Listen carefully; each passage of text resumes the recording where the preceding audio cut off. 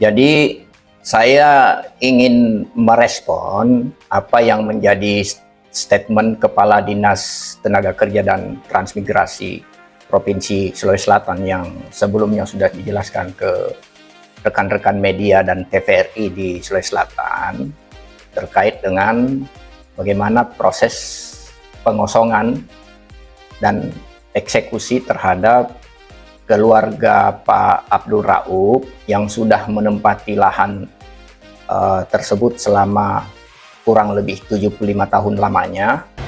Nah, hasil pemeriksaan dari pihak inspektorat maupun dari pihak BPK dan KPK menemukan bahwa ada aset yang bagi kami itu tidak jelas peruntukannya, sehingga kami diminta untuk melakukan bagaimana pengamanan dan penertiban aset.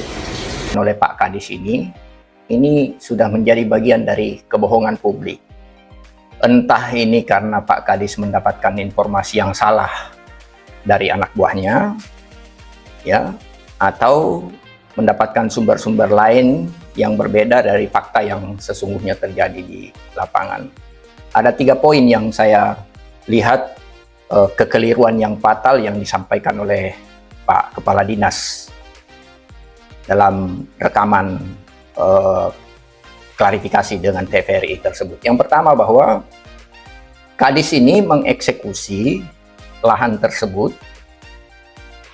ya atas dasar adanya temuan BPK, Inspektorat maupun KPK yang sesuai pengetahuan dan informasi yang kami dapatkan bahwa temuan itu adalah secara global. Yang dimaksudkan karena di tempat itu ada satu hamparan di 75 tahun yang lalu dengan total luasan lahan itu 966 meter persegi. Tapi rumah Pak Abdul Rauf yang berupa gubuk-gubuk itu hanya 76 meter. Nah, artinya kan kalau berdasarkan teman BPK, KPK maupun inspektorat itu, ya kita harus lihat dong 76 meter itu apakah termasuk atau 966 meter itu secara keseluruhan mau dieksekusi, karena ini satu tempat. Nah, yang kedua, fatalnya itu tidak pernah terjadi pengukuran. Nah, seyogianya dalam setiap bentuk eksekusi itu harus ada pengukuran. Lalu kemudian identifikasi terkait dengan objek lahan itu, batasannya gimana, lalu kita buatkan berita acara. Ini tidak ada. Jadi saya pikir Pak Kadis ini ya salah kaprah lah, memberikan informasi yang keliru, mungkin dari anak buahnya, saya tidak tahu, tapi yang jelasnya itu kebohongan publik lah. Yang kedua, atas dasar beberapa temuan tersebut dan dalam rangka untuk bagaimana melakukan penertiban terhadap aset yang dimiliki oleh pemerintah Provinsi Sulawesi Selatan, terkhusus aset kami di Dinas Tenaga Kerja dan Transmigrasi, maka kami mencoba untuk melakukan penertiban. Tentu melakukan penertiban, kami juga mempertimbangkan berbagai macam hal. Tidak ujuk-ujuk begitu langsung disampaikan hasil temuan, langsung kami tindak lanjuti hari itu juga. Tentu kami mencoba melakukan negosiasi, kami melakukan mediasi terhadap warga yang telah menempati aset kami dengan cara mengedepankan pertimbangan kemanusiaan dan mempertimbangkan tentang bagaimana alas hukum yang telah kita miliki. Yang kedua, Kadis itu juga menyampaikan bahwa ya katanya sudah mempertimbangkan nilai-nilai kemanusiaan, sudah terjadi kesepakatan lewat mediasi dan seterusnya. Lah, kesepakatan bagaimana? Pertama, kalau ngomong masalah kesepakatan, Pak Abdul Rauf ini menempati rumah itu 75 tahun lamanya, itu selama 75 tahun ya dia sudah mengajukan DEM. DEM itu adalah proses ya bagaimana tanah negara itu bisa dijadikan hak milik melalui prosedur-prosedur tertentu. 3 kali mengusulkan DEM. Tetapi apa yang terjadi? Tidak pernah diaminin yang lain bisa mengajukan DEM untuk peralihan hak, karena dia sudah 75 tahun di situ. Nggak pernah. Jadi kesepakatan apa? Yang kedua, kalau mengatakan itu sudah mempertimbangkan nilai kemanusiaan. Pertimbangan kemanusiaan apa? Pertama, rumah itu cuma 76 meter luas lahannya. Ditempati oleh satu keluarga, ya, almarhum dari Pak Sukirman, orang tua yang dulunya itu pekerja pegawai di Dinas Transmigrasi, yang isinya 7 orang, menumpuk-numpuk di situ. Dan di dalamnya itu ada orang lumpuh, ada yang sakit stroke. Lah, kalau katanya itu sudah mempertimbangkan masalah kemanusiaan, kemanusiaan apa? Dengan orang yang stroke seperti ini, orang yang sakit dan hidupnya ini menumpuk 7 orang dalam satu rumah. Lalu yang ketiga, Kadis juga menyatakan bahwa ya, rumah ini atau tempat ini tidak jelas peruntukannya.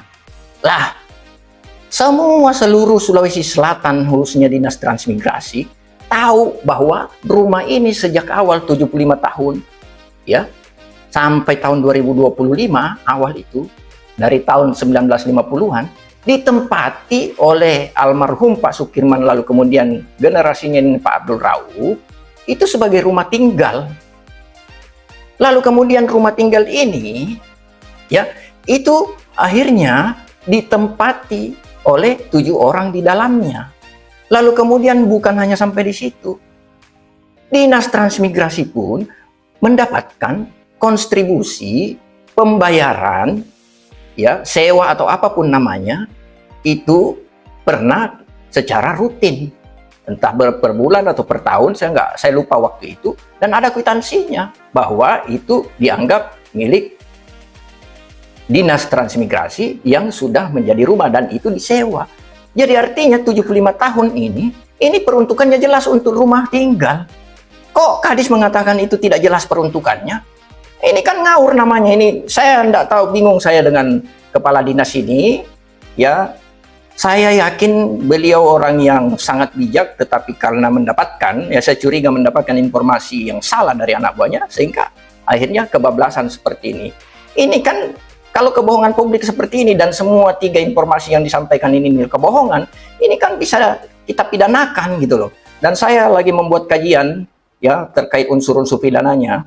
Ini segera akan kami tindak lanjuti dan mudah-mudahan tim hukum ini segera menyelesaikan dan kita akan proses baik secara perdata maupun pidana. Kira-kira seperti itu. Terima kasih.